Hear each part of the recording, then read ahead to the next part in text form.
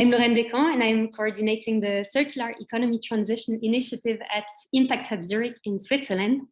And I will tell you a bit more about what we are doing. So first, who is behind? So for those of you who don't know Impact Hub, it's a global network for social entrepreneurs. And we are in more than 100 cities worldwide. And Impact Hub is always connected to a city. So you have Impact Hub Zurich, you have Impact Hub Berlin, Amsterdam, and so on. And actually 3 years ago, in Switzerland, we also had Impact Hub Basel, Zurich, etc. But we decided to come together and to build an umbrella organization called Impact Hub Switzerland. And why did we do that? So we were asking ourselves a lot of questions regarding the topic on how to support best social entrepreneurs, and also linking the profitability, and mainly also addressing the big challenges of our time.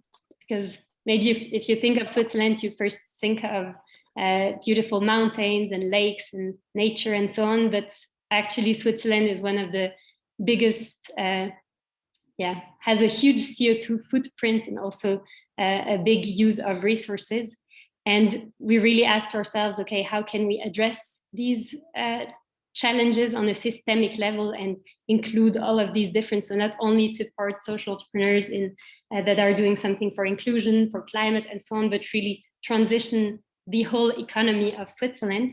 And in parallel, we were also aware of the limits of our linear system. So you might all know about it. So taking resources, producing, using, and throwing away, which is also a huge problematic in Switzerland as we consume a lot. And the circular economy appeared to us to be the right framework also, as I mentioned, to link the profitability topic and being able to talk business models also with startups, but also about the innovation potential with companies and so on. And we had the luck, so 2.5 years ago, to meet the MAVA Foundation, to come together with all the impact hubs and to launch this initiative called Circular Economy Transition. And now I'm happy to share what we are doing. So it started with a vision, as mentioned, so reducing the consumption of natural resources, contributing to sustainable development. And behind this vision, of course, a lot of missions, so implement more circular products and services in Switzerland, raising awareness on the issues, showing actors, etc. And what we did is actually to question what can we do as impact hubs, what are we best at, and what are the biggest leverages so to transition. And we came up with 4 main pillars to address. The first, the ecosystem building, so raising awareness, connecting, and so on. Supporting startups. So the first, at the beginning, it was the incubator, but I'll show you how this evolved. Then supporting businesses, so mainly SMEs in Switzerland. Most of the companies are SMEs, and also having an impact on the policy side, but this, of course, not alone as Impact Hub, but together with Sano Durabilitas research institutions. And as mentioned, since the beginning, it has grown into much more activities, and I'm not even able to all put them. Now we are thinking of how can we actually show what we are doing, because now we are also working with universities and launching different projects. But I will guide you through what we are doing in a second. What was also very, very important for us at the beginning was to define our understanding of circular economy, because you might know, but if you Google the term of circular economy, you come up with more than 150 definitions of it, and all also addressed to different, like some are more recycling focused, or tech focused, and so on. And we defined ours, so I'm happy to share with you afterwards also our understanding, but we are working with so-called building blocks, where we really integrate the mindset, so collaborating across value chains, the activities, the business models, and I'm missing the last one. Anyway, I'll share it with you afterwards. Happy to do so. And what we are concretely doing, so first, as mentioned, the ecosystem building and how this started is actually we decided to organize 1 event per month in all the Swiss cities involved. So 6 events per month on different topics. So at the beginning, very broad. We started in 2018 just organizing events on what is circular economy, what are business models, what are principles, etc. And now more and more actually digging into topics such as how can on the local level in Zurich, the food system be more circular? And then we go into these topics more deeper. So it's a mix of bigger events, smaller events, workshops, and so on. And I can just show you, so we also had during the Corona, the possibility or the need to transition our formats to the virtual, as most of you probably did. And we had some events having really traction, so 200 to 400 participants. So this was great also to really invite great speakers and dig deeper into the questions. But as mentioned, we also now start the so-called circles. These are bottom-up ecosystem building activities, because the goal here is really to connect practitioners in their network and to co-create in these sectors. So we have the building circle, we have the food circle, the textile and fashion circles, and there are more and more popping up. So also a great sign that the community is engaging. Then we have the incubator. So we started in 2018 also directly with an incubator with the goal to support 30 circular ventures and to support them as we normally do, so with entrepreneurial topics, but also bringing in the principles, the business models of the circular economy, and having much more peer interaction than we even normally do in our incubators. And this was a great learning. So now we are launching this year actually a new version of the incubator. So we have these industries, so fashion and textile, consumer goods, smart cities, industry procurement, food and farming, sharing, and platform solutions. And I'm happy also to share the links for you to explore these startups. Maybe as a learning, I'll share learnings at the at the Q&A.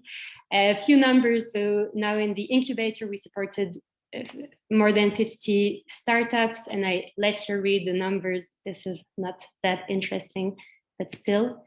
How it looks like, so of course, the last part we had to move it online, and it worked pretty well, as you can imagine, with Miro and so on.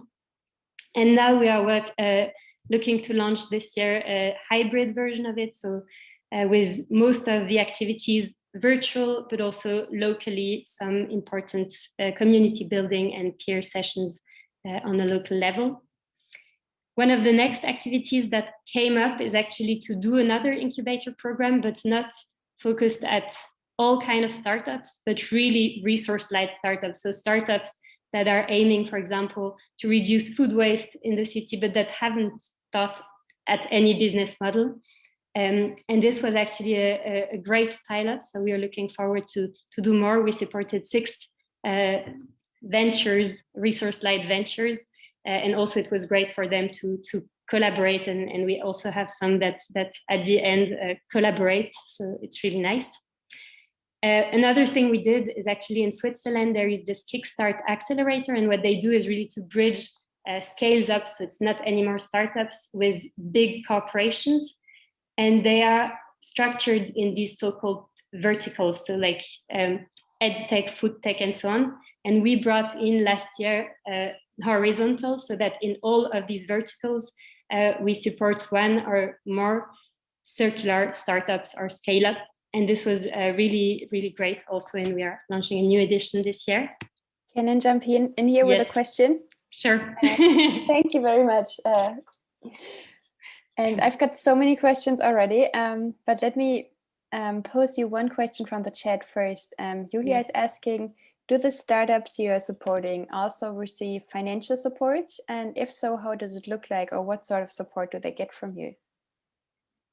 Yeah, thank you for this question. So we would love to give some substantial financial support, because lots of them actually would need this push.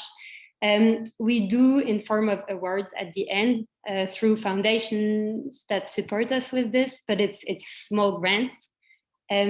The support we do is basically they all have a coach that is assigned to them, so that really support them in one-on-one, and we select them also in function to their needs. So at the beginning of when we assess the startups, we also assess the needs. Then we have masterclasses. So masterclasses, as I said, that are more focused on entrepreneurial topics. So very basic things, but also some support in founding a company and legal issues and so on.